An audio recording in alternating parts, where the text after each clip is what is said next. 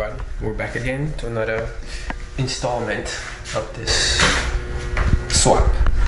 So as you can see, that's the all-wheel drive transmission from the CRV. It's kind of dirty, but this is just to mock it up to make sure everything fits. So far the H22 bracket does not fit, so obviously we kind of expected that. So I'm looking for a B series bracket, so I'm gonna Google that, see if we can find one for this weekend. If not, we may have to customize one and just make it. So I'll show you what we've done so far. So as you can see, the clutch is still installed. Just got the tools. It's a 10mm 12-point socket that's needed for the clutch plate, and a 17 for the actual flywheel. I'm hoping that we'll be able to keep this flywheel and this basic whole H22 setup, because that clutch is brand new. So it's kind of sucked to have to go buy another one right now, but we'll see. So as you can see, the adapter lid is bolted on. This is just for mock-up purposes, and this is the spacer for the crankshaft.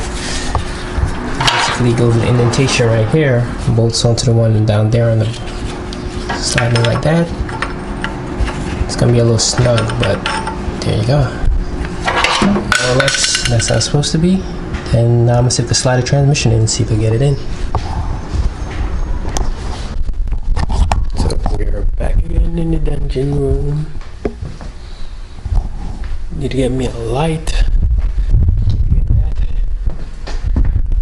But we're back again. Today we're putting on the engine holder, or what do you want to call this? So this way we just support the engine, so we can take out all the jacks from underneath, take out this engine mount over there, driver side, because most likely we have to remove everything and make completely new brackets for that one. Make a complete mount for that one that goes to transmission, and also for the rear, find the T bracket for the B series, bolt that on, and see where we will need to cut.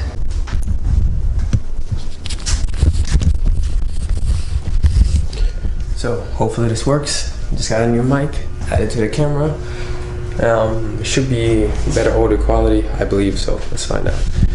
So today's little project, we took care of the intake manifold, because I just picked up the bracket for the T bracket, the axles for the B series setup.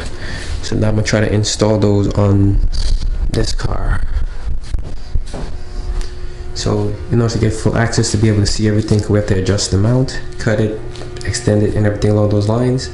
We have to take this whole thing out, so this way you will be able to see what we're doing when we're welding.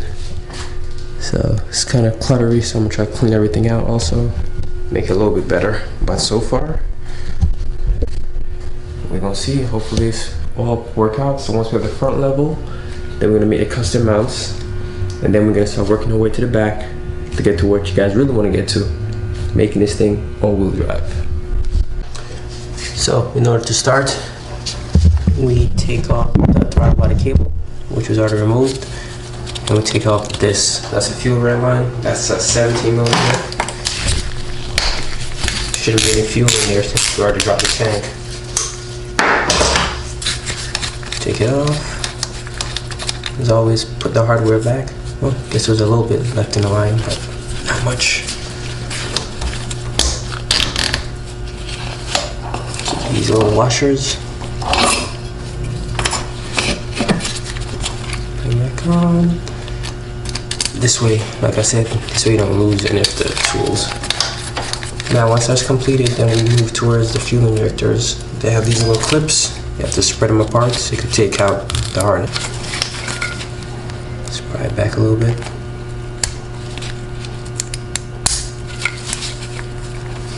Spring loaded, so I like to snap back in.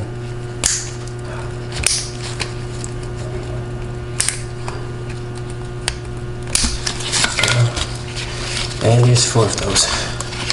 So be prepared.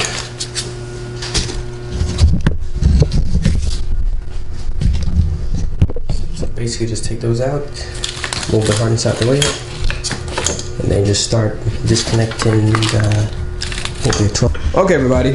So far this is what we got. Motor suspended by the ratchet strap and the engine stand.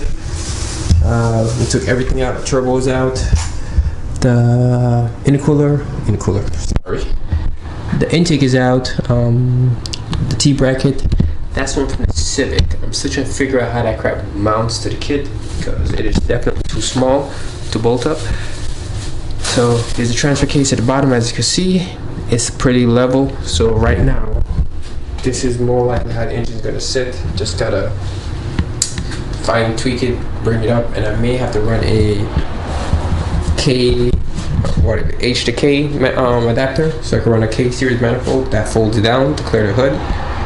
But so far, we did a lot, so I can't be mad. So everything is pretty straight. As you can see back there, everything's pretty straight. And just gotta worry about my stupid oil issue now. Make sure it backs up into the turbo. But that is it for today. Let's go.